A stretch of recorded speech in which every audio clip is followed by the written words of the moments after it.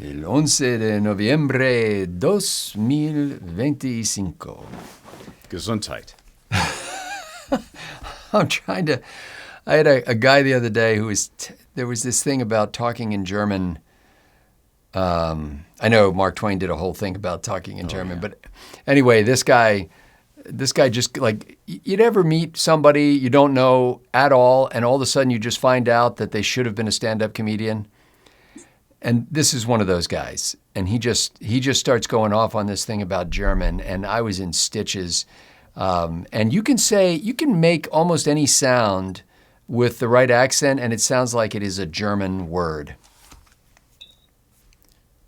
Yeah. And if you remove all the vowels, it's Polish. That's right. By the way, have you watched the, speaking of this, everything ties together. Have you seen the trailers for the new Nuremberg movie? I saw the teaser trailer a couple of months ago. I haven't seen the full trailer. Yeah, Russell Crowe looks incredible. Yeah, he really does. And corpulent. Corpulent. Well, he's been getting bigger pretty much since Gladiator. He was, that was really where he broke through and became big, and then he just got bigger after that. Yeah, Rami Malek is in it, and the original Judgment at Nuremberg is so good. I don't know. Well, I've got the trailer. The trailer looks intriguing, but I'm prepared to be disappointed. Well, I won't have anything to compare it to, which is basically you have to see the original. It's my secret of happiness in life. I am, as Garrison Keillor once said, I'm about as well read as the average bus driver.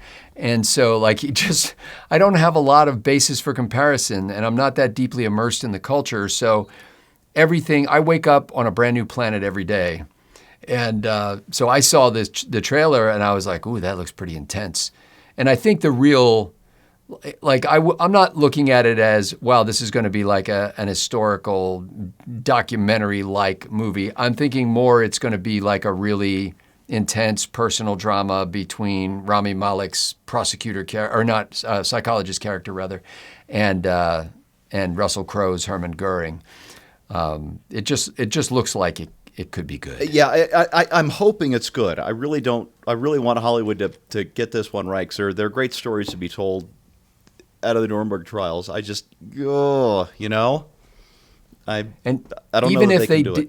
Even if the director and producer and writer did not intend this, I can already read in my mind the reviews that are going to be saying how timely it is right now. Believe it or not, I think my dad was there. At Nuremberg? At Nuremberg. Yeah. During the trial? My understanding, he only said this once, but that he was a second lieutenant in the United States Army. He was an intelligence officer. And he said his job was during the hangings to stand underneath the scaffolds with a stopwatch and time the amount of time between when they dropped to when they stopped kicking, which is an interesting job for a 20-year-old. Wow. Now, yeah, that's I don't heavy. have a background on that, but he wasn't prone to that kind of glory hounding, Yeah. Ooh, and that's not exactly a glory hounding boast of a job. It's not like, I saw a documentary. I'm sorry, just real quick. I saw a documentary about Nuremberg and the hangings afterwards, and I saw these guys filing out of a barracks, and one of them really looked a lot like my dad. I couldn't be sure. I couldn't back it up. It was on TV, but it sure looked like him. Back in the old days when you couldn't back things up. Right. Yeah. Watch the original. It came out in '61. Richard Widmark really carries that movie. And it's got a hell of a cast. Spencer Tracy, Burt Lancaster, Marlene Dietrich, Judy Garland, young Bill Shatner. Really? Is in that movie. Who does he play? He's got a small role. He plays Captain Bill's dad. What? No, it's... Wait a minute. I don't remember. Captain Harrison Byers. I don't actually. It's been so long since I've watched the movie. I don't remember Shatner being in it, so I clearly need to. Were any of those names defendants, or were they all on the? Oh man! So okay, Spencer Tracy was the judge. Widmark was the prosecutor, And Lancaster was the shrink, the psychiatrist, psychologist, whatever the hell he was. He was Rami Malek's character. Yeah. But none of them were playing I'm having Nazis. a hard time. Not then, I don't imagine. Remembering anybody else in the movie. It's okay. Yeah, as I said, it's been too long. I just remember being really moved by it. Now I've got to, I want to pull it up on Just Watch because I don't think I've got that in Plex. Well, it just I rarely say this to my wife. Normally, I'll go to any movie that she wants to go to, just so I can sit next to her and hold her hand. But I almost never go, "Hey, honey, can we go see this particular movie?" But this one I want to see. Well, you should definitely go see it. The news this morning was all about the loss of Dick Cheney. As we record this, died at 84. News tomorrow will be all about the loss of New York City. You know, I was thinking about that, and not to skip over former Vice President Cheney, but former Secretary of Defense Cheney, former Chief of Staff Cheney, former Wyoming Congressman Cheney, former, what else was he? He was there was another. Wasn't he the evil overlord of the earth who ruled from the center of the planet? Yeah, I think back in the 70s he actually provided the inspiration for Baltar on Battlestar Galactica. Apparently, at one event that he was at, they played him out onto the stage with the Imperial March from Star Wars, and he seemed to enjoy it so much. They had, in various interviews over the years, they asked him about this reputation, and he would alternately say things like, you know, you just try to do your job, and you can't be concerned about what other people think about how you do your job. But on at least one occasion, he said something to the effect of, you know, it can be useful to be seen that way. Yeah. So say what you will about him. Sure, he made plenty of mistakes, but this whole he's evil in with the defense contractors making all the money thing. I never bought into that. He caused 9/11. You didn't know that? He caused. He was the one who ordered it. I thought that was common knowledge. He bought a lot of goodwill from me back in, I think it was 90 or 91 when he canceled the Navy's A-12, which was supposed to be the Navy's stealth strike fighter that was overweight, over budget, late as hell, and he said, screw the contractors, and he pulled the plug on the thing. And Cheney was apparently the guy he was one of John Boyd's acolytes, and Cheney was apparently the guy who saw, apparently Schwarzkopf's first plan for Desert Storm was just go right up the middle. Yeah. And Cheney just said, no, you read this book and figure out how to hit them where they expect you the least. So he had him read John Boyd's book? Like the OODA loop guy? The OODA loop. Yep. Wow. Yep. Yeah, that's what I heard anyway. Good advice. Yeah. What was I going to say about that? You were talking about the Imperial March from Star Wars. Have you ever heard it in a major chord? I feel like you've said something about this before, and maybe I heard it. Hang on. No. Hold on. Don't do any looking. I'm going to look it up and I'll play it for the folks at home. Hang on one second. So I'm. Don't cheat. No, I'm not cheating. Okay. I'm doing other things. I'm like doing my homework while the class is underway.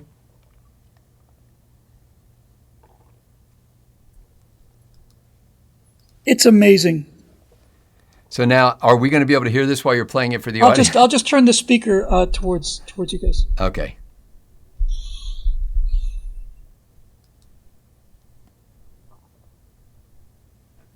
Let's see if this works. I know homework was due at the beginning of class.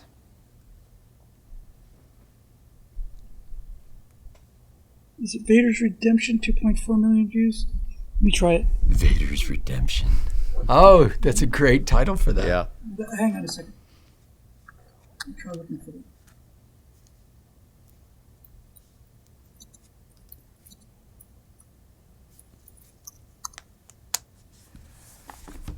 That's so strange that you can even do that. Like it's that there's a thing called minor and major keys, and that you This can is just what blew my mind. switch it out.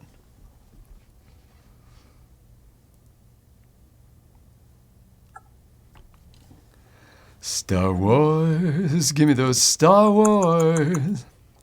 That's why Willie Nelson's version of Blue Skies is so good, because it's this happy little lyric, and he does it in a minor key, which is unexpected and awesome. Yeah, yeah. Here it is. I used to listen to the original 78 of Blue Skies. I forget who the original artist was that I heard, but this was my grandfather's record from like the 1940s or 50s. Ready to have your minds blown? Ready as always. I feel like I'm not ready. Oops, sorry, here we go from the top. Tap the baton.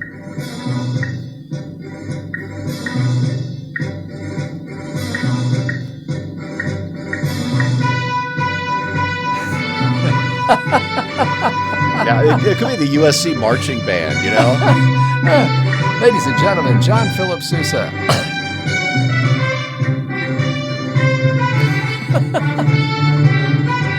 That'll put a pep in your step.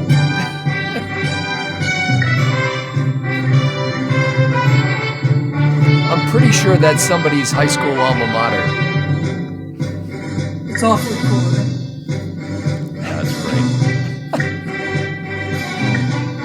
It's one of those things, I haven't thought about that in a year, 2 years, 3 years, however long it's been since the last time it popped into your brain.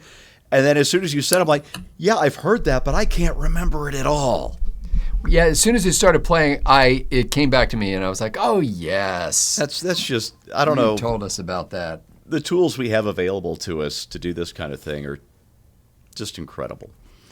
I love the 21st century. And that's good music for today, as America goes to the polls, or shall we say a small portion of America in various strategically significant alcoves of America. I voted today.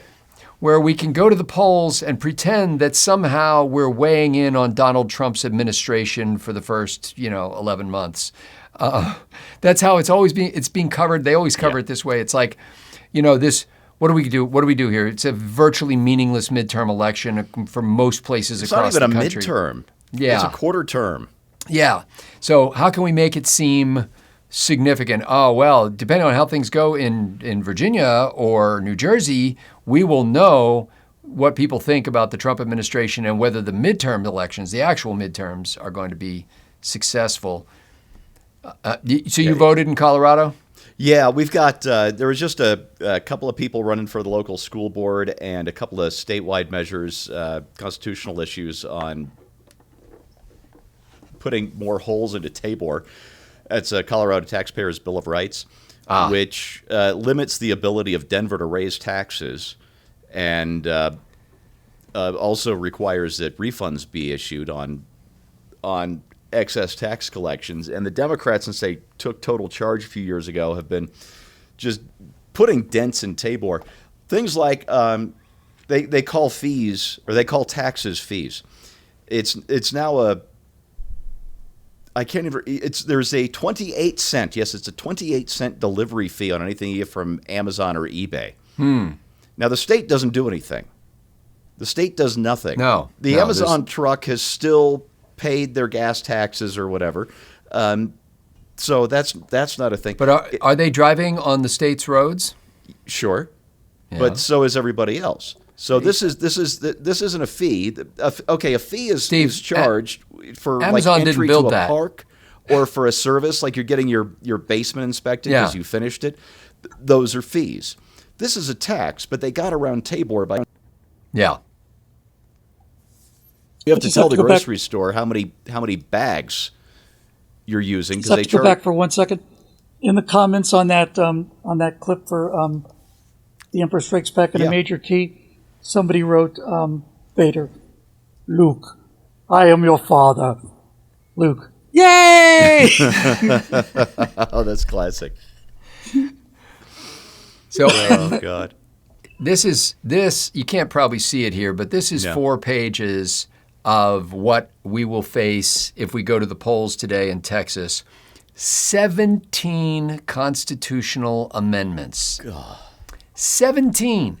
And some of them... That's Soviet. Yeah. I mean, first of all, if you can do constitutional amendments this way, you don't have a constitution. Because this is not a constitution. That's right. That's right. If you can amend it every time people go to the polls, there's no enduring value to it. It's just a legislation by another name. And then some of these do things like the constitutional amendment providing for the creation of the Permanent Technical Institution Infrastructure Fund and the available Workforce Education Fund to support the capital needs of the education programs offered by the Texas State Technical College System. That's what you're supposed to vote on. Yeah, I'm in favor of that, or no. Some of them are basically saying, here's an amendment authorizing the legislature to do something. And I'm like, well, wait a minute, were they forbidden to do it before? And now we have to say it's okay for them to do something? And if we authorize them to do it, must they do it? I don't think so. If I authorize my teenage child to use the car this evening, it doesn't mean he's going to. Oh, he's going to. Well, he is, but I that's have a bad teenage example. son with a license, and another one who's itching to get his. But just the voters saying Congress, the legislature is authorized to do this, isn't the same as, let's make it so. So these aren't really even constitutional amendments in more ways than one. And there are 4 pages of them. And every line of this thing basically says, don't come out to vote. Let the small number of people who care about each one of these 17 amendments, let them show up. And that's how they write stupid stuff into the so-called Constitution. Yes. Yeah. Yes. Yeah. So, sorry, Bill, go ahead. I was going to say, I think the unsung hero of the Constitution is Gouverneur Morris. In what sense? Well, he was in charge of the Committee on Style, so it was Morris's job to take all of this arcane legalese and reduce it to sentences that could be easily read and understood by the average American citizen. Who wrote the preamble? Did he write it? Kind of assembled it, I would say, is a fair way. Yeah. Because the language of the Constitution is so bloody clear. I mean, it's just so clear. And I think there were like 2 other guys on the Committee of Style, but when you read the Constitution, that's Gouverneur Morris, and I'd never heard of him before. I did an afterburner on it or something. He allegedly lost his leg while leaping from a window to get away from an angry husband. I have heard bad things about him. I remember when I was doing the research for John Paul Jones and something, a vague memory that he wasn't much interested in trying to find out where in Paris John Paul Jones was buried, but they found him. Wow. You know what he should have written into the Constitution? That all laws needed to be written in clear language. Imagine. Yeah. Well, anyway, this is, I have not yet gone to vote today. Today is the election day. And there's part of me that says, well, you must go to vote because it's your duty. But I'm looking at this and going, by even weighing in on these issues, I am supporting what I think is a really messed up way of conducting governance. Like it's kind of like California's Constitution. It's just this endless stream of amendments. It's People Magazine is what the California Constitution is. People Magazine. New issue every week. It's, by the way, the company that publishes People Magazine recently changed its name to People Incorporated, and Gannett. People are incorporation. I mean, corporations aren't people. Sorry, got that backwards. And Gannett, the one of the oldest news chains in the country, just changed their name to USA Today Incorporated, because the only paper that people even know that Gannett publishes is USA Today, even though they have like 200 newspapers across the country, like the Des Moines Register and the Detroit News or whatever. But it's the McDonald's of newspapers. What's that? It's the McDonald's of newspapers. I remember when this came out because it came out in like 1982. That's about right. And I started college in 79. So did I. I fiddled around to declare my major until I was a junior. And so I graduated in 83. So in 82, when I finally declared my major as journalism, because you declare your major as journalism, and then you take like 3 classes, and you're a journalist. It's not that bad, but it's pretty close. I think it's 6. Yeah, it's the not a actual lot. number. Yeah, it's not like the engineering guys who were over in the other building.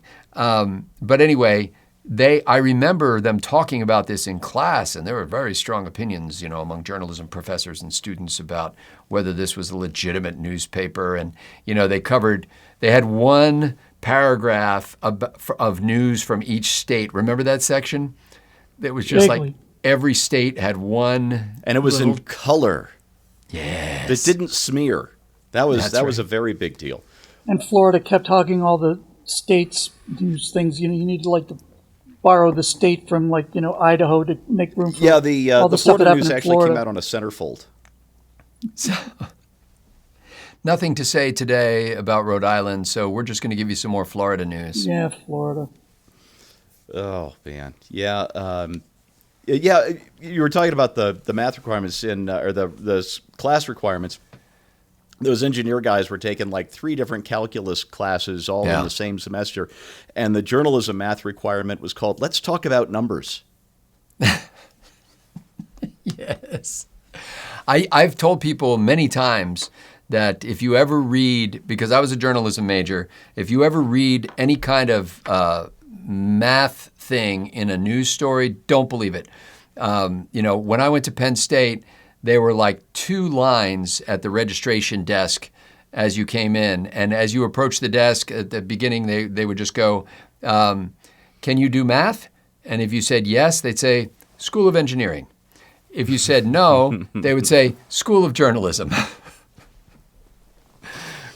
Saves everybody time. I literally took a remedial math class to review what I should have learned, not in calculus or trigonometry or geometry in high school, but what I should have learned in mathematics. I was a theater major. We used to look at journalists like they were Einsteins. We were like, That's right. we didn't just talk about journalism. We just drank beer and effed around and found out.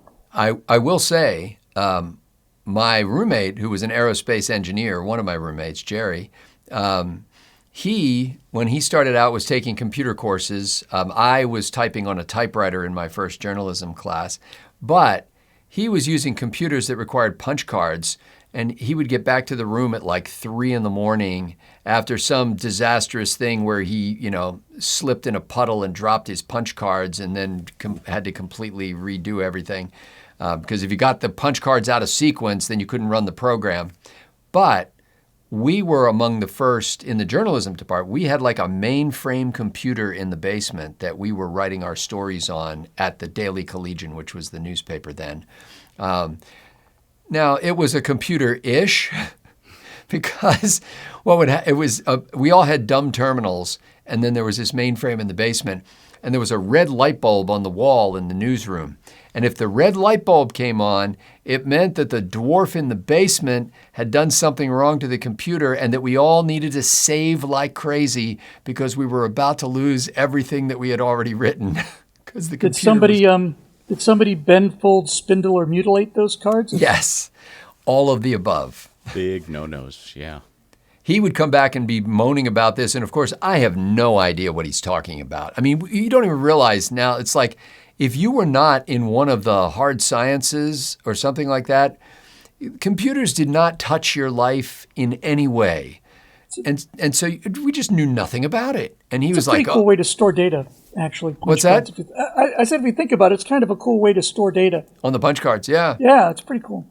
That's, well, you and your paper ballots. It is definitely, well, I was going to say it's definitely read-only, but it's, I guess something had to write them, but they're not rewritable, that's for sure. Yeah. Unless you want to glue the Chads back into place. Yeah. No, that really doesn't work. Not even in Florida in 2000. Now that said, when we got out of school, he started out at Pratt & Whitney in a job that paid, for starters, $40,000 a year. I started out at the local Knight Ridder newspaper, circulation 25,000, and I started out at just a hair under $10,000 a year. Yep. So we both went to the same school for the same period of time, and he came out immediately earning 4 times as much as me. Funny how that happens. Yeah, but I got all the girls, so Oh, well. that's Because you were a rock and roll star. because I wasn't doing homework. Is the Yeah, that's big. Well, difference without distinction, really. But I just feel like we should pass a constitutional amendment in Texas that says we should not pass constitutional amendments in Texas. Yeah. This whole referendum where anybody can get an amendment on the ballot and then, ooh, it's in the Constitution now, you're screwed. It's a terrible, terrible system. And nobody goes because there's not even a candidate on the ballot, let alone multiple candidates necessitating people showing up at the polls. And then if you actually decide to do a little homework like I did and pull down the sample ballot, which is 4 pages because it's every amendment is translated into Spanish. So I read the Spanish ones, which was good for me. But that it's just basically they should put up a sign in front of the polling places that just says, "Go away, nothing to see here." So there were only 2 races with people on our ballot this year, because off year. There were 2 school board races for D38, our local district. One guy was running unopposed, so I didn't vote. I don't vote for people who are unopposed. And the other, the only thing I knew about either of the candidates is I saw one of them named Gwen or something had come out against boys being in the girls' locker room, and so I voted for her. I'm definitely for that. Against that. Yeah, and then the other person might be against that too, but they didn't tell me. Yeah, So they didn't even mention it. And then I voted against the 2 taxes because they have enough money. They need to learn how to do what everybody does and actually budget instead of coming back to me for more because I'm tapped out. Almost all of the constitutional amendments have something to do with taxation, and others are like, hey, why don't you give us a lot of money for something that you thought the government was already paying for and that you thought you were already giving us money for? But a lot of them are about taxes. And as if to further invite people into the process, they repeatedly use the term in multiple amendments. They use the term ad valorem. I'm like, oh, this is a good idea. Throw in a little Latin. Just like, and I had to look it up. I was like, I've seen that term. What does that mean? Ad valorem. It's ad valorem taxes or something. And it just means something that's taxed according to its value. So real estate or sometimes car transactions are taxed that way. So it has nothing to do with velour? No, apparently nothing to do with those like zip up long sleeve shirts from the 70s. Oh, man, it was the great velour tax of 1969 just killed everything that I love in this life. I'm trying to find this thing. I can't find it. Browse. Steve, have you ever used iCloud? Yeah, I use it all the time. I mean, I don't use it. My services sync through it, so I don't even think about it. How do you find anything? You just have to open the Finder? Yeah. I have no idea how to use this service. And I'm on an iPad. There's apparently no Finder on an iPad. Yeah, there is. Oh, yeah? Yeah. I think they call it Files on the iPad for some reason. Oh, okay. So, Files. But if you just swipe down and do a spotlight search, whatever you're looking for will probably come up. So Bill got me thinking about the Gouverneur Morris thing, but apparently that's not as easy to find. iCloud Drive, here we go. And if I say Gouverneur, that's the weirdest. And you think he got beat up in school for the way his name is spelled? Yeah. Yep. Somebody cut his leg off. Could have had a boss first name like Governor. That would have been badass. Well, and that's how some people pronounce it. Yeah, well, I can't find it. Someday I'll find this, and because I remember in the series I did about the writing of the Constitution, we talked about Morris for a while and his impact. And you're right, he did have a significant impact. And he's another one. He's kind of like not exactly a Bill Cosby character where you just want to go, hey, I want to remember the good things he did. But it's kind of like that. Speaking of Bill Cosby-like characters, there was an interview with Louis C.K. Do you remember Louis C.K.? I Sure. do. So Louis C.K.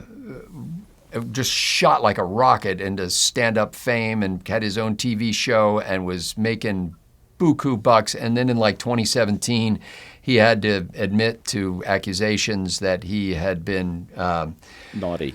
being disgusting in front of women. And anyway, so but I saw this interview, and I used to think that Louis C.K. was pretty brilliant, especially the comedy that he did around death. Yeah, he's really clever. He's a very funny guy. Yeah. So now he was also disgusting in many other ways, but Yep. but his particular the pathos that he brought to his humor around death was really striking, I thought, and I thought he was really gifted at that. But he said when he started putting together, he's currently on tour. He's not trying to promote this. What he's promoting is a novel that he's written. So there's a new novel called Ingram, fictional novel that he wrote. And his process in that was even fascinating. But this guy has no formal education. It made multi-millions doing stand-up comedy and has now written this novel called Ingram. But anyway, he said in his latest comedy tour, I captured this quote. He said, when I started putting this set together, I made some rules. I've never done that before. Rule number one, he's not listing them this way, but this is how he sequences them. Don't charm the audience. Don't make a point. Don't have an opinion. And I thought, a comedian who has decided that he's not in the business of politics. I think he cribbed these rules from Seinfeld. Yeah.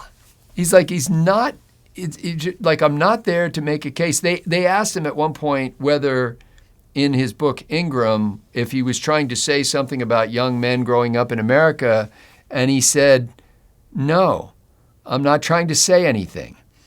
He said, my writing process for this was I would sit down every day and go, okay, Ingram, what's going on? And he would write just trying to get in the head of the character of like what's happening in his life. And apparently the character gets kicked off his family farm and has to go out into a world that he knows nothing about. And so he's like literally never seen anything.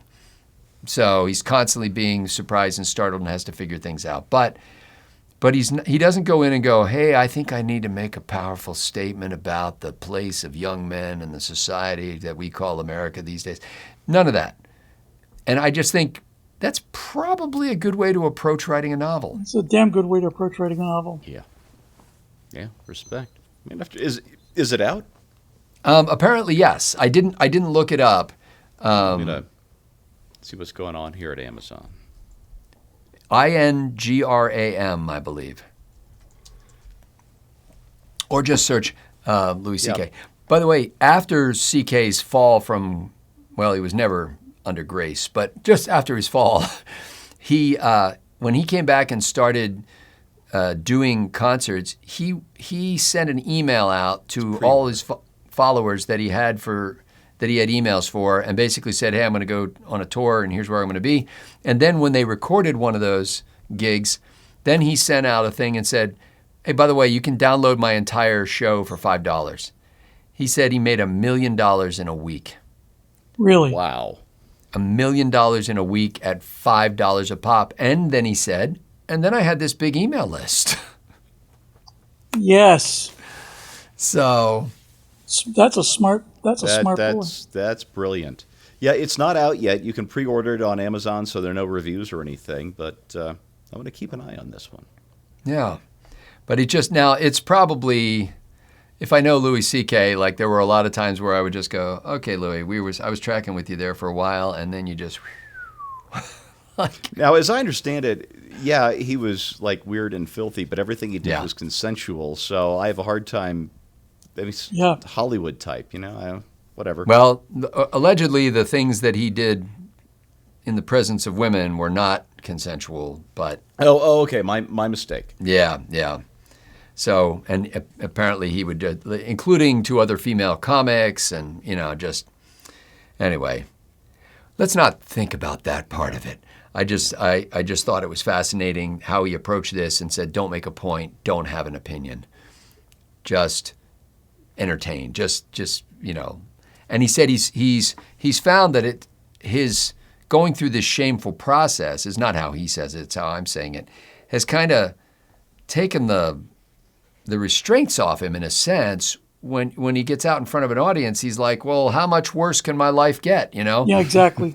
And so he said he has a tendency now, he said, I'm seeing the audience more than I ever did before as individuals with different faces. And I'm talking directly to them. Like instead of just looking out across the footlights at the vast expanse, he's finding himself like consciously communicating with people in the audience and willing to let something just, like to say something and just let it sit there. And not, there was a comedian that Mark Twain used to love, his name escapes me now, apparently used to do that. And he kind of looked, if the audience laughed at his jokes, he kind of looked sad. And Mark Twain apparently loved the guy. Anyway. There was a law that was put in place in the, I believe, late 1860s. Could have been a little later than that. And the purpose was, it was an anti-Ku Klux Klan law that was designed to eliminate discrimination against blacks in the United States. The goal, under this law, one of the things you could do is you could establish scholarships for black students. This existed for many years until recently when it was challenged, and a court just said in California, I believe, San Diego, University of California, San Diego, that this scholarship that was set up to increase black graduation from University of California, San Diego, with a goal of increasing black graduation from 2% to 5% of the degrees awarded, that is discriminatory against white students. And so now white students can also apply for that. The name of the grant was changed to name it after the guy who set it up a few years back. Anyway, so this group of people was trying to add vitality and diversity to this in the San Diego region by increasing the numbers of skilled, civic-minded African Americans ready for careers in research and technology and education, business, the arts, and public service, and all that kind of stuff. And I read this story, and the story should be, they want you to be outraged that all of a sudden, white people have ruined something for black people who used to be able to get a scholarship and now have to compete with white people to get it. But I read it and thought, University of California, San Diego cannot get black kids to come to their school and also to graduate. What the heck is going on there? Why is it that these liberal schools in California need these additional inducements and are struggling at that? And then one of the stats it mentioned in the story is that the black population in California is only like 5%. Like nationwide, it's like 12 13. Or something. Yeah, 12, 14, something like that, yeah. I'm like, what's going on in California? They're lecturing the rest of the nation all the time. But that's what we do. And UCSD that's who we are. Can't that's what get we do. 2%. Like they've got 2% of kids, 2% of their student body is black. Or at least 2% of the people who receive degrees from the school. Like, what are they doing wrong? Everything. The problem is they don't have enough money. They need more money. Yeah, the teachers union only runs the state. Yeah, if they had a little more money, they'd be all right. I don't know why, but that just enrages is not the right word for it. But it really bothers me that, I want to see everybody have a shot. I want to see everybody get a chance. I want to see everybody succeed as much in as much as is possible through their efforts, and obviously the assistance. If you're going to school, you're getting the assistance of a lot of people to succeed. And these people who are basically saying, you racists out in the middle of the country, you need to change your ways. Meanwhile, they've got this major state school only 2% of the degrees are for black kids. Wow. Sounds a wee bit hypocritical to me, but then again, that's the coin of the realm here. And I think the court made the right decision. And basically, was it a state scholarship? Because if so, yeah. But if it's a private scholarship, people should do what they want. Well, apparently it was linked so closely to the school that it was tantamount to yeah, okay, school sponsored. So I think that's how the decision came down. It was basically like this was not a freestanding separate institution. It went through a foundation that was somehow tied into the state. I don't understand all the rigmarole of it, but that was the idea. And yeah, you're right. I think that if there was a local society of black educated people who wanted to have a scholarship that only went to black people who were trying to get an education, I'd say, go, man. Yeah. But if it's in some way involving the state, then yeah. Yeah.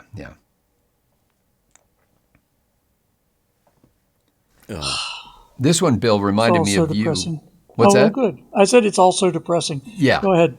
And I don't know why I read this, because the headline, it was an opinion piece in the Washington Post, and the headline just said, "I love a 1950s oven, but this is serious." I think I read the story because that headline seemed like such a non sequitur and couldn't be further from something that I'd be interested in. And then I opened the thing, and the first picture is a picture of Pat Nixon, former First Lady Pat Nixon, sitting in an airplane being served by a stewardess who has a little cap on, a little hat. Little pillbox hat. What's that? Maybe a little pillbox hat. It's kind of like that. It's not exact. It's got a little bit of a brim around it, and there's like some sort of a brooch on the front of it. But there are two of these young ladies, and they're serving a meal. And I guess Pat was there doing one of those things that first ladies have to do, where she goes and gets her picture taken while they're showing the new fancy service you get on an airline. Anyway, the point of this whole story, it was a Megan McArdle piece, is how we we idealize the past. And she was talking about the 1950s ovens and how much these really cool kind of cast iron ovens that would stay warm after you turned off the gas and everything like that, they were tiny. They were like half the size of a modern oven. Well, yeah, they were made to fit in houses that were like 800 square feet. Yes. And by the way, it cost... The one oven she was looking at was 12 inches by 19 inches by 19 inches, which was typical for the period. And it cost roughly $439, which at the time was That's pretty expensive. Was 20% of the median annual income in 1952. Oh, my Lord. One of the cheapest models that year that Consumer Reports tested was $130, which would be about $1,500 in today's money, or about twice what you'd pay if you ran down to the Home Depot and selected a basic Whirlpool or GE model today. And I just had somebody say this to me the other day. They were talking about how cheap things used to be in the past. And I said, well, not relative to your paycheck. And I said at that time, people were complaining about how expensive things were. But a basic gas stove in 1952 cost about 6% of the median household income. Today, 1%. So you should feel better about being alive right now. And then they also were talking about airline flights. This is where I thought of you, Bill. Okay. In 1951, Trans-World Airlines would fly you from New York to Los Angeles for only $110. Almost which was the equivalent of? $1,400 in today's dollars. It would be an 11-hour trip on a noisy propeller plane. And a noisy but beautiful propeller plane. It'd be a Constellation. Those were gorgeous airplanes. Now, they said today, if you bought, where is it here? Today, American Airlines, which bought TWA in 2001, will sell you a round trip, not a one-way, but will sell you a round trip for $427 that goes nonstop in half the time. And what they're contrasting is they're saying, oh, remember the luxury of flying on a plane? People used to dress up for it. You used to get nice meals on board. And Megan McArdle's making the point, yeah, if you're going to spend most of your day on the plane, they better treat you right. And you've spent most of, an average person's annual income on the flight. And so basically they served fancy food because you were going to be there for 11 hours. And you dressed up like you had to dress up to come pick somebody up at the airport. That's right. That was the expectation. I'm just old enough to remember those days. But it was because only the rich could afford to fly. And so now, as the old line from Jay Leno when he was still a comedian did a line, I think on the Carson show, I forget where he did the stand-up. I saw it when it was broadcast live. But he said, he was talking about how it used to be and how it is now. And he says, today we have people on Southwest Airlines who used to be clinging to boxcars. But anyway, it's you should feel good about where we are today. I love sitting on. I love getting those hot meals. You get like a hot roast beef dinner or pot roast or something, and you'd have the little section plate. It's the first time I ever saw a section plate, and it's the first time I ever saw a spork. Ah, like a real spork. A spork, any kind of spork. Was it metal? Yes. Wow. You could have stuck that right in the. Never mind. That is a good-looking plane. The Constellation. Oh, it's a beauty. Yeah. They have a Connie there in Kansas City, I believe. I believe they preserved one, and there's a museum where you can go to see that. There's a couple of flying ones. It's just a beautiful airplane. It's just beautiful. Anyway, I think sometimes as geezers, and I am speaking for the Union of Amalgamated Geezers United, we tend to like idealize the past, and especially me because I was raised by my grandparents. So I didn't have nostalgia from my parents' era. I have nostalgia from the 20s and 30s. Like I have really old nostalgia. And I think sometimes we feel like we're cheated because we're not getting these great experiences, but I wouldn't trade this I wouldn't go back to any previous era in history and live there. Me neither, man. I would like to see it, but I don't want to stay. No, couldn't agree more. I'm good here. Thank you. Life is good.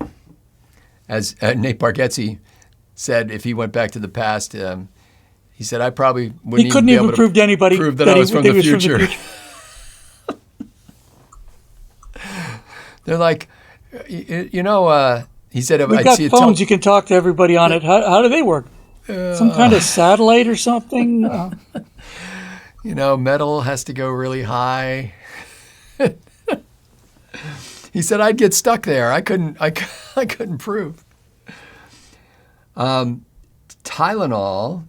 we recently had this, I think President Trump said something about women who are pregnant should not take Tylenol. Mm-hmm. There's a piece in, let's see, which newspaper is this one in? Here we go, Washington Post again. It says, under the headline, Tylenol in pregnancy is not the problem. This drug is cannabis. And the numbers of pregnant and nursing women who are using cannabis, let's see. Where is it here? Using the drug during pregnancy has soared in the past 2 decades. From 2002 to 2020, the percentage of women who consumed it in their first trimester, so you just found out you're pregnant, rose from 6.3% to 16% among those in their final trimester. So now you're pregnant. It's been a while. More than doubled from 2% to 4.7%, and the results from the 2022 and 23 survey found that 14.6% of pregnant women and 12.5% of breastfeeding moms reported using cannabis in the past 3 months. Well, that's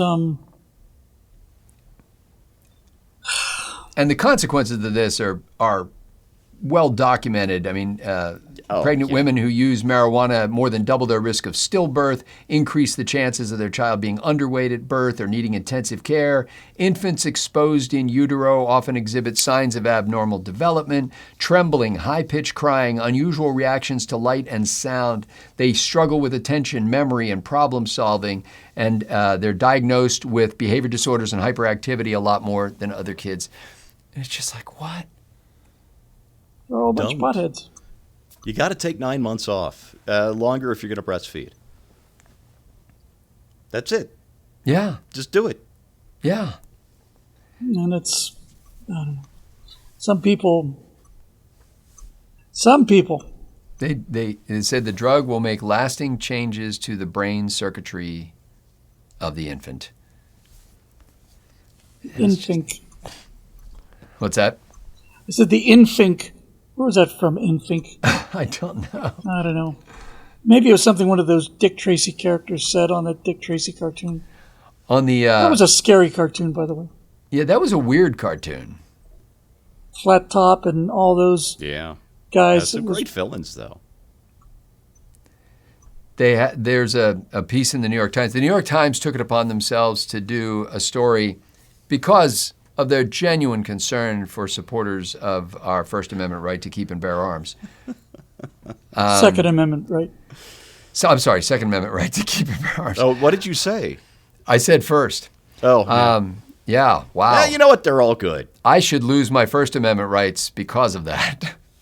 Anyway, what they're saying is that shooting ranges, these indoor shooting ranges, in many cases underground indoor shooting ranges, the way that they are built, they actually redirect and amplify the concussion that comes from gunfire, and that if you're using higher caliber, sort of military style, as they would say, weapons, that they acknowledge it is unknown but concerning what it might do to your melon, to your brain case. And they measured, they actually, apparently, it said reporters measured, and I'm like, wait a minute, you need to say reporters brought scientists in who measured. I'm like, what kind of device was the reporter using to do this, and how much experience has he had? But anyway, they have all these data points on how much concussive power the gunfire, the explosion, the initial explosion delivers. And you know how when you've been to a gun range, there are like these two walls on either side of you, and there's a table in front of you. Mm-hmm. And they basically show that when that spherical concussion zone expands out, it hits those walls and hits the table and kind of bounces back at you. Part of it does. And they're basically saying that you should be concerned. Yeah, no, you shouldn't. And here's why. I just thought you should go outside. I'm going to say that even in the great outdoors, a 155 caliber artillery piece puts out a lot more concussive power than even a high-powered rifle does indoors. Are we allowed to hunt with those? Yes, but only people. And we have a lot of guys, a lot of artillery guys who have fired a lot of shells during a lot of wars, and this doesn't seem to be a problem. Now, there are some real problems. I had a history/econ teacher in high school who talked very loud. Yeah. And he explained to us on the first day of class that he was in the National Guard and he was an artilleryman. Well, and the military does measure these things, like even with high caliber rifles and stuff like that. They are concerned about making sure the troops are safe. And so they have some data on it. Let's see, here it is. Evidence has emerged from the U.S. military that firing some military weapons can damage brain cells, and repeated exposure may cause permanent injuries, but there's next to no public information about the strength of the blast waves delivered by civilian firearms or the potential hazard. Be much more concerned about the incoming fire. Well, yeah, that's always a concern, and to being able to repulse that with outgoing fire would be good. But they have these pictures where they're showing, it's really actually pretty cool graphics where they slow-mo down the bullet coming out of the barrel and the fire and the sparks and everything, and then they simulate the concussive wave. But I just thought, this is an interesting new angle. I'm not saying we shouldn't write stories like this, but this would be more interesting if it was in like the NRA magazine, where somebody was really concerned about making sure that people conduct themselves in safe ways when they're... Reasons to dismiss it. If there were in a serious firearms magazine, I would take it more seriously. Yeah. That's when the New my York bias. Times does it, it just looks like, oh, I see. Here's another way that you can get your way. Yeah. You know, another method for that. And basically, it doesn't matter whether you have protective goggles on or ear protection, stuff like that, because it's the concussion. And so the story, though, is a lot of things like, well, we measured this, and it's 1.7 this or 5.3 that or whatever, you know, that the way they measure this, pounds per square inch. And but they acknowledge that they don't know.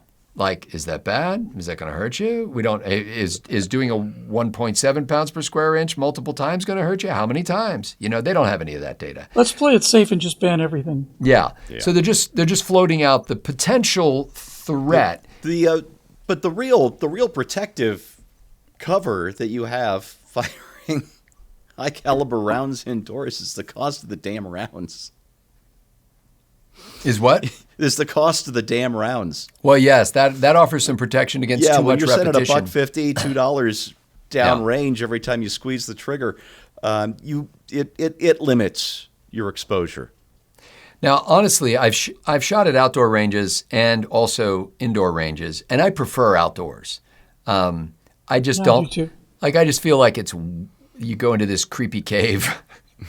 I don't like that as much. It's a strange setting. I would rather do it outdoors. Yeah. Plus, I just love the outdoors. My range is indoors, but it's like 15 minutes away, maybe 20 minutes away. It is convenient. I like it. But it's not underground. It's like this huge warehouse. They got a 100-yard range in there. They got everything. It's great. Well, for those of you concerned about your Fifth Amendment rights, or is it 10th Amendment rights, but whatever those rights are, if you're concerned about that, give me all of the rights. Here's the next thing coming. Yes, it's your 29th Amendment rights is what we're concerned about here. But I would say this is the next wave of attack on those rights is under the guise Health of being issue. concerned for your safety. Well, of course. Did you know there is no constitutionally protected right against self-incrimination from your wife? What is self-incrimination from your wife? Like she can't incriminate herself? She just remembers everything you do.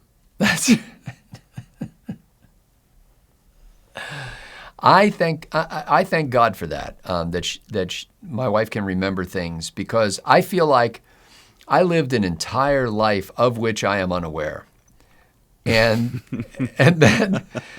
she'll tell me things sometimes, and I'll be like, "Huh, I did that? Really? With who? And how were they related to me?" I'm convinced. I have heard that women actually will wake up and then re-argue an argument that they had with you the previous day just to refine it, you know? Oh, man, I married well. That has never been a thing. It. Hey, you got to admire the commitment to the craft. I mean, that's I that's guess. devotion. Dear That's Lord. funny. But now I never have the sense there are times, this is the worst thing about being in this position as a man, because honestly, there's a lot that I don't remember. And forever. Like, it's not something that happened late in life. This has been true from the beginning. And so, but when it's that, you're reluctant to go, now wait a minute, I don't think that happened. Because in my head, I'm thinking, well, I don't remember that happening, but there's a pretty good chance. I used to, she would introduce me to people every once in a while, and she'd be like, Scott, you remember Belinda? And I'd be like, oh, hi, Belinda. Good to again see you. And then at one point I took her aside and I said, could you do me a favor? And when you introduce me to somebody, could you not say you remember? Hey there, buckaroo. Just introduce them to me. Just say, hey, here's Belinda. And, and she would follow up and she'd go, yeah, you remember Belinda. She was at our wedding. Actually, she was in the wedding party, We went. The maid of honor? She was at the rehearsal dinner. She gave that great toast about you. Gonna need a little more. Yeah. I'm sorry, really, I met her? Is this true? So, but thank goodness she can remember things. And this is why I am committed to losing my mind before my wife. And I've already gotten a head start on her because I need her. Like, she has to hold the corporate SD drive. I'm in charge of remembering dates and years, and she is in charge of pretty much everything else. It's funny. I'm in charge of everything outside, and she's in charge of everything inside. I don't know where things are. Yeah. I really am. Honey, do we have a spoon anywhere? And she knows exactly where things are, and I'll walk right past it 15 times, and she'll just walk up and hand it to me, and I just go, oh, I'm an idiot. And then, you're outside, and it's like, the Santa Monica, the San Gabriel Mountains are just beautiful. There are mountains here? Yeah, there's mountains here. The other day, we were driving somewhere, and she said she had lost something, and I already forget the nature of what it was that she had lost. And I was like, oh. And she said, but I remember the other day you, Scott, picked it up and said, honey, what is this? And I told you, and then you put it back down. And so I said to her in the car the other day, I said, well, where was I when I said that? Because I don't really remember that happening, but at least you remember my involvement in this crime that resulted in the loss of whatever this thing is that we're trying to find. Yeah. So, thank goodness somebody has a memory here. That is all I have on my list of strange and wonderful things. By the way, boys, I am still watching Star Trek. Oh yeah. We are keeping our commitment to it, and believe it or not, my wife turns it right on. Like, if I say, hey, is it okay if we watch the Cowboys game today? I can tell that that's not a great proposal. Well, because of the Cowboys. Well, and it just doesn't really matter. But I can tell that's not a great idea. So I don't really say that with any kind of frequency. But she turns on Star Trek. Well, just remember, skip the singing space hippies and Spock's brain. I can't skip it. I have to. Oh. I'm committed now. Spock's brain, Spectre the gun, Cat's paw. Those you can just kind of let those go. Well, we just had the crazy guy who caused the entire universe to wink out, I think, as Spock described it, which I thought was an uncharacteristic thing for Spock to say. But apparently there was some sort of major time-based electromagnetic pulse or something that briefly caused reset the entire galaxy or something. And this crazy guy was in the show, and he would, every time that happened, he would go into this thing where he would appear to be wrestling himself. Was it Lazarus? Was that his name? Yes. Yeah, that was not one of their best episodes. No. It's funny, I didn't remember that because right now I'm actually reading John chapter 11, which is the most famous Lazarus, the lesser known Lazarus in the Star Trek episode. But the whole time I'm looking at this guy and going, this guy stood before a casting director, and nevertheless he's on the show. Yeah, Lazarus. That was not a high point. The spaceship that Lazarus allegedly had been flying. I know, that's one of the things that's just the worst. It's just the worst. I was so excited to see a non-cartoon version of George Jetson's spaceship. It was humiliating. It was one of the low points of the series, that damn thing. Yeah. It was awesome. It was like a hemisphere of glass. It was sad. It looked just like George Jetson's craft, except it didn't fold up into his briefcase at the end. Bum, bum, ba-dum. I love that show.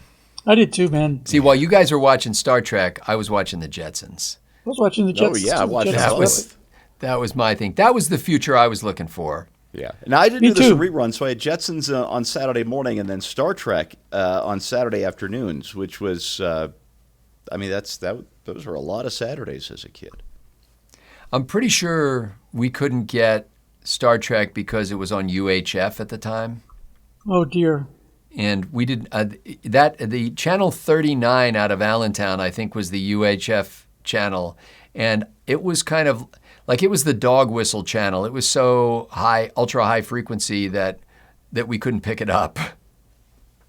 Yeah, the transmission ended like the roof of the building. Yeah. Anyway, so I'm still watching. I am committed to seeing it through as an American tradition and out of a sense of obligation to you. Well, thank you very much. I think you'll, on balance, enjoy it. Well, and I think Oh, yeah. even the episodes you're telling me to avoid, I think I'm going to enjoy those only because I think my perspective on the show is different than yours. Like, I think it's hilarious. And not always hilarious. Like sometimes I think, oh, that's cool or whatever. But just this last episode, the Lazarus episode, I turned to my wife and I was like, there are like 400 people on this ship. Why is Kirk involved in everything? Like Kirk Because he's does, James C. Kirk of the Starship Enterprise. That's why. he can't send anybody down to the planet's surface unless he goes. Yeah. No matter how dangerous it's so bad that in this, I think this past episode, at one point he went down to the planet's surface, took his second in command, took Spock with him, left Sulu in charge. Oh, he takes the whole bridge crew, man. He takes the entire command structure. Those are your key actors. We want to see them do this stuff. It just made me feel like none of the other people on the ship were trained to do any kind of job. There's only but six people on the ship anyway. I remember one of the first episodes of Next Generation. At surface, and Riker's like, "Sir, it could be dangerous. I'll go." And, "Oh yeah, you're right. I should stay here." I'm like, "What is this shit? The captain, go down there." Down there. Well, yeah, and you don't think it like because I have the willing suspension of disbelief, and so I am into the story, and I'm like, it doesn't occur to me at that point that I'm actually watching six guys in a painted cardboard box that they're calling the command module or whatever it is. So The shuttlecraft. in my mind, there's a Starship Enterprise, and there are hundreds of people on board, There are. and they all have jobs. They do. But you only ever see like one of the other guys rotating through because there's always a different guy sitting in front of Kirk. They made these episodes for $4 a piece back in the late '60s. Now that's like $22 in today's money, so it's not like it's nothing. But this was a shoestring budget. Like the transporter effect they did with tinsel and Christmas lights. It was awesome. Yeah, And by standing very still. They had the episode before this where they had this underground tunneling creature that looked like a pizza with everything on it. Oh, that's a great episode, actually. That was like The Devil in the Dark, the Horta. I loved how seriously they were able to look at that lump of polystyrene or whatever it was. Wasn't that the first Mind Meld episode? Yes. It might have been. Yes. think it Well, I don't know if it was. was the first one, but there was definitely a mind meld there. And then Spock was like, "No." Yeah. That was good That was stuff. a deep episode, man. It was deep and hilarious. I enjoy it on both levels. I think it was like really inspiring. And this thing, like I said, it looked like a pizza that somebody ate and then came back up again. And it would bore through the rock and make a perfectly smooth tunnel at speeds faster than you can run. It was just like, it was just melting through the underground. But that's what Star Trek did. It's like there's this horrible, horrible, ugly monster. It's not even humanoid. It's just an acid destroying killer of people. We must go exterminate it. It's like, no, it's a mom protecting her eggs, man. It's like, that's what made Star Trek Star Trek. It was a beautiful thing. Yeah. I thought they tipped their hand on the egg thing early, but they didn't think we'd pick up on it. Oh, I felt like as soon as I saw that thing on the desk, I was like, that's an egg. And I think my wife actually said it out loud, but then we had to wait 15 minutes to find out that it was an egg. It was an egg. Yeah. Damn it, Jim, I'm a doctor, not a bricklayer. Okay, well, for those of you following along with the home game, if you've never seen Star Trek, I highly encourage it. If only, even if you don't see it at the same level of religious devotion that Bill and Steve do, you may actually enjoy watching it just because it's not only a deep thought kind of thing, but I find it hugely entertaining, and I'm stunned that they canceled it. Ladies and gentlemen, we're going to record this week's episodes of Right Angle. There's a lot going on in the news, and we couldn't chase it down and do what we do with it, and we apologize to it for those things that we've done to it, but we couldn't do it. Real Louis C.K. stuff. Yeah. Oh, man. Oh, that's, no. See, I brought it right back around to the very beginning of the segment. Oh, we didn't need to be there. We thank you for watching and apologize for everything. For Bill Whittle and Stephen Green, I'm Scott Ott. We'll see you this week on Right Angle.